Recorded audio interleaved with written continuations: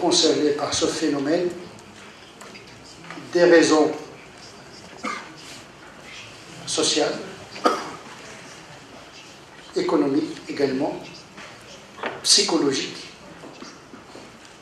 spirituelles également, mais une spiritualité souvent mal éclairée. Ce qui va m'intéresser dans ce phénomène, c'est sa génétique, c'est-à-dire son archéologie, son substrat fondamental qui favorise théologiquement le phénomène. Puisque moi-même je suis pasteur et docteur, c'est-à-dire un imam qui a en charge une communauté spirituelle dans une mosquée, qui encadre la jeunesse dans leur cheminement spirituel. Donc j'ai une fonction liturgique, mais également je suis docteur dans le sens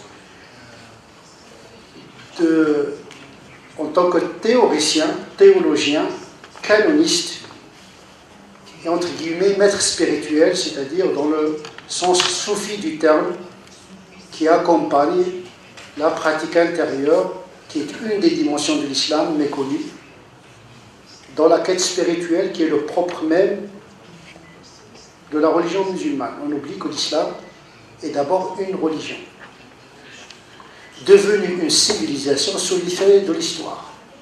L'islam, ce n'est pas une civilisation, ce n'est pas un empire, ce n'est pas un système politique au départ, mais l'histoire a fait que, à un moment donné, la communauté spirituelle s'est confondue avec la communauté politique sous un régime impérial califal. Depuis le XVIIIe siècle, XIXe siècle, ce paradigme théologico-politique s'est effondré avec la colonisation, ce qui a abouti à un démembrement du monde musulman en différentes entités politiques. Et à partir de là, l'appartenance à la communauté spirituelle s'est découplée de l'appartenance à la communauté politique, ce qui a créé un émiettement dans l'identité dite islamique. C'est l'une des sources de cette violence identitaire que le monde musulman en général vit selon des modes différents. Mais ce qui va m'intéresser, ce n'est pas l'histoire, puisque l'histoire n'est pas notre code. Ce qui va m'intéresser ici, pour serrer mon approche, c'est l'aspect fondamental théologique, c'est-à-dire l'orthodoxie et l'orthopraxie médiévale, qui favorise indirectement cette violence de manière volontaire, instrumentalisée ou involontaire. L'orthodoxie, c'est la doctrine de la foi. Comment voir le monde, comment on voit l'autre, la question du salut. On sait que l'islam est une religion universaliste, comme le christianisme, qui a pour ambition de propager la foi. Et à partir d'un certain paradigme théologique où le monde est divisé entre musulmans et non-musulmans. Avec la sécularisation, on a découvert une autre configuration, une autre typologie, celle qui consiste à séparer les musulmans en musulmans pratiquants et musulmans non pratiquants. Ces divisions, ces typologies fabriquées par la théologie médiévale, mais également un droit canon bricolé post-impérial, a créé une violence symbolique, mentale. Aujourd'hui, la théologie classique est une théologie médiévale qui ne parle plus le langage de l'époque, de notre époque. Ça, c'est la première des violences. C'est-à-dire une pensée théologique qui n'arrive pas à favoriser l'installation des musulmans dans la modernité, dans la post-modernité, puisque désormais nous sommes dans la post-modernité caractérisée, à mon avis, par deux critères. la technique dans une main, l'émotion dans l'autre, avec la défaite de la raison. La modernité était l'éloge de la raison, aujourd'hui c'est l'éloge de la technique, avec l'émotionnel et l'irrationnel. Et donc nous sommes entrés dans une configuration qui a créé une rupture anthropologique. La radicalisation, à cet égard, n'est qu'un symptôme d'une intrication des cultures, une imbrication des cultures favorisée par l'Internet et par les déplacements physiques favorisés par des transports de plus en plus sophistiqués et rapides, ce qui fait que nous sommes dans un monde intriqué, angoissant, incertain et inquiétant. Et ça, c'est le côté existentiel qui favorise cette radicalisation. Mais ce qui va m'intéresser, c'est le discours, ce que j'appelle la théologie préventive.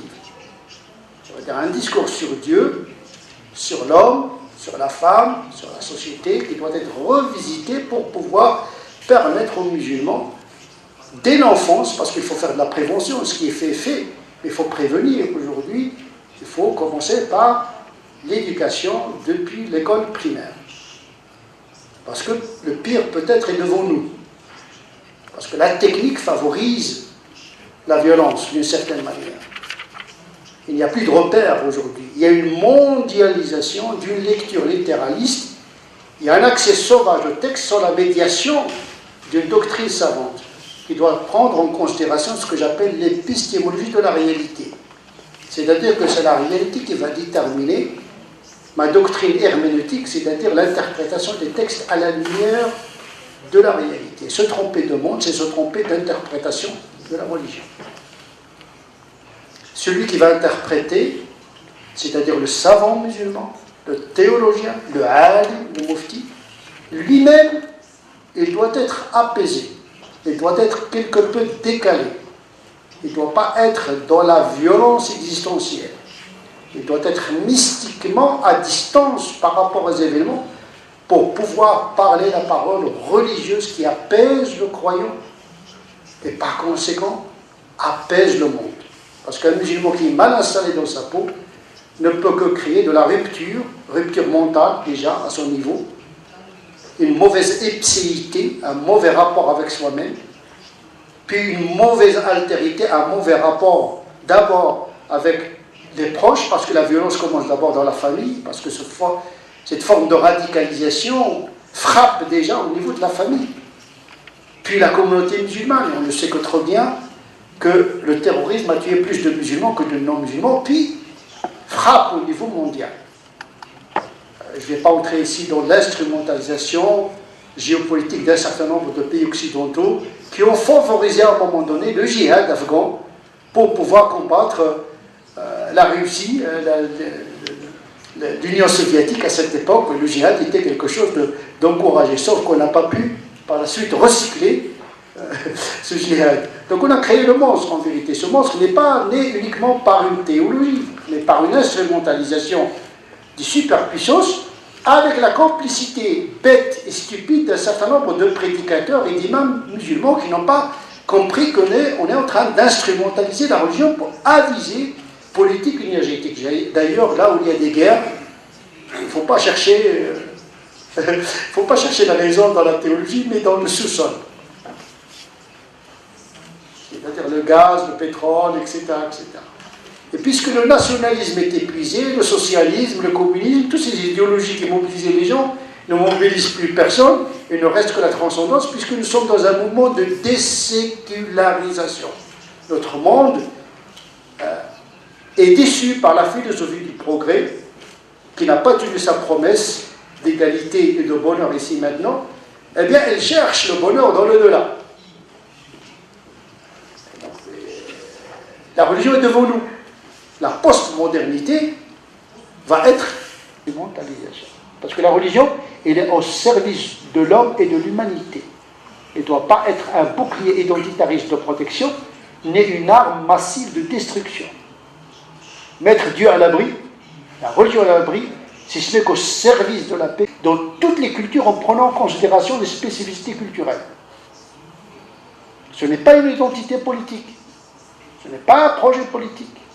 C'est un projet de transcendance. Donc il faut besoin d'une forme de théologie de sécularisation sur laquelle moi-même je suis en train de travailler et je vous remercie.